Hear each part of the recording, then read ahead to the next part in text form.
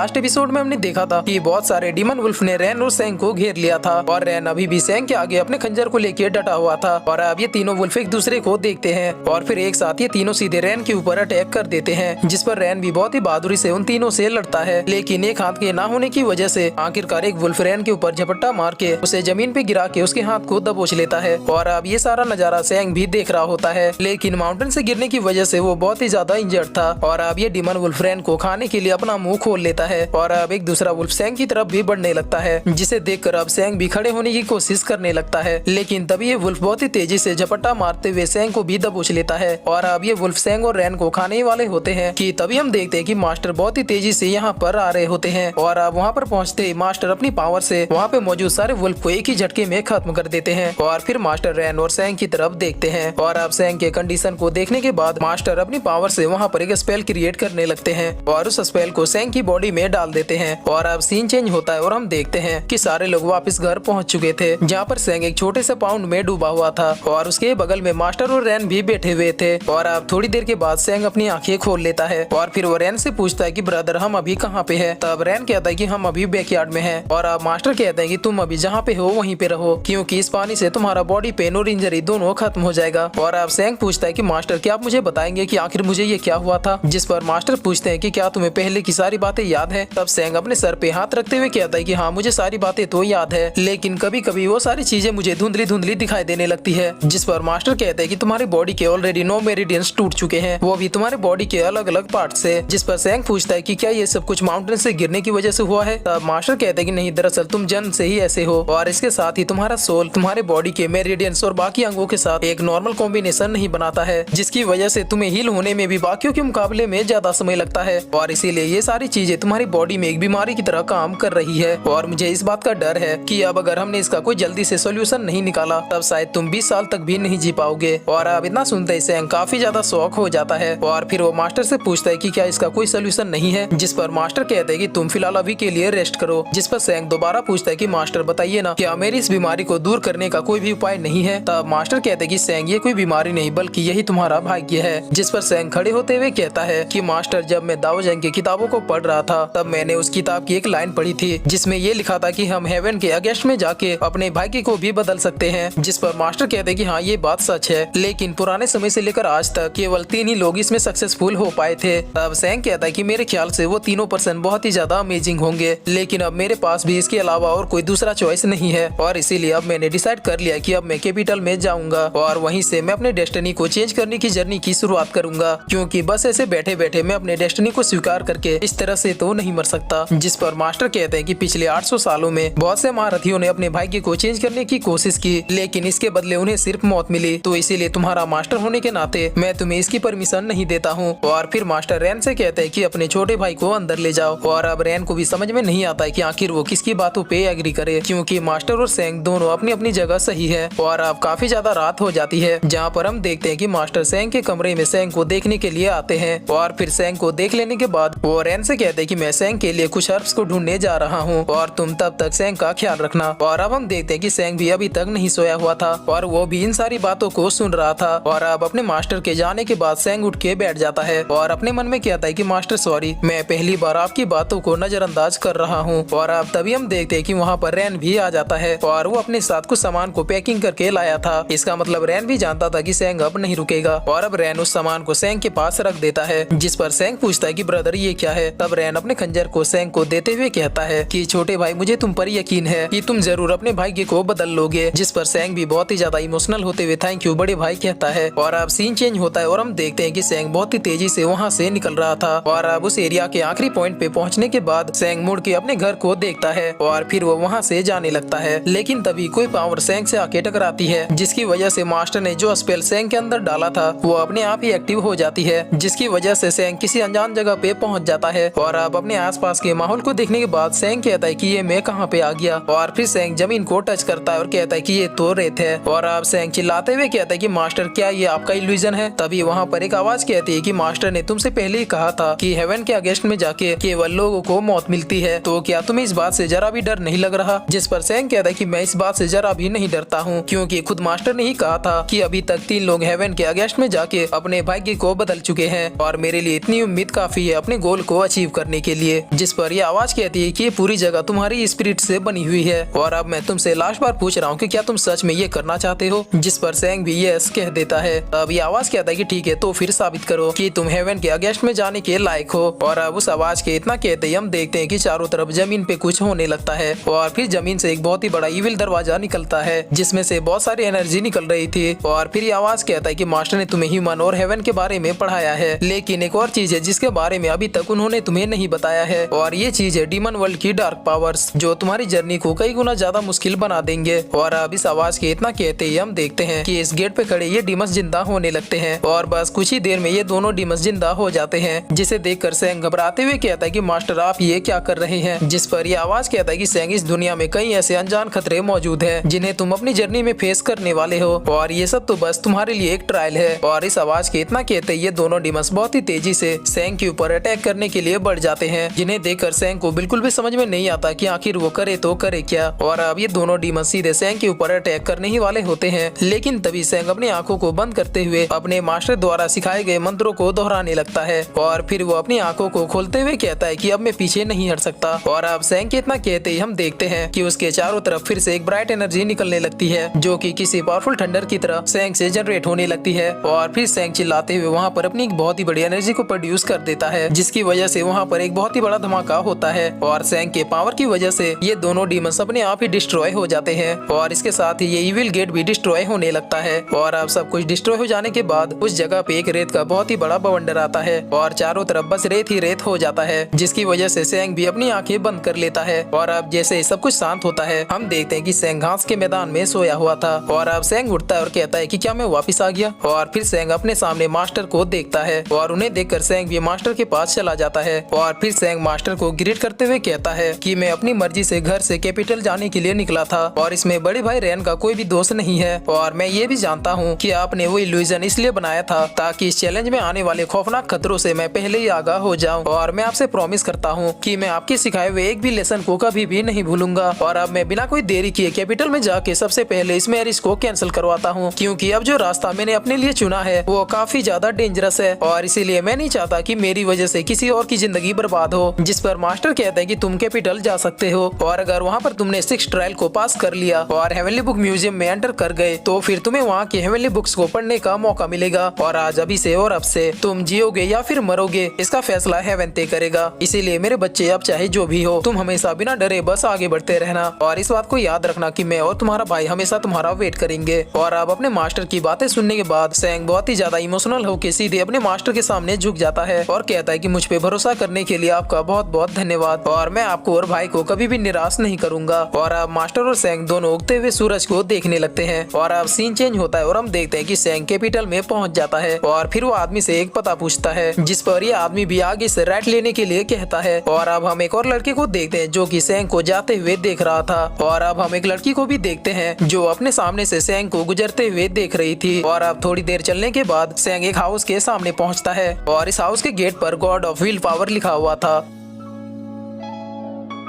और फिर इसी के साथ ये एपिसोड यहीं पे खत्म होता है।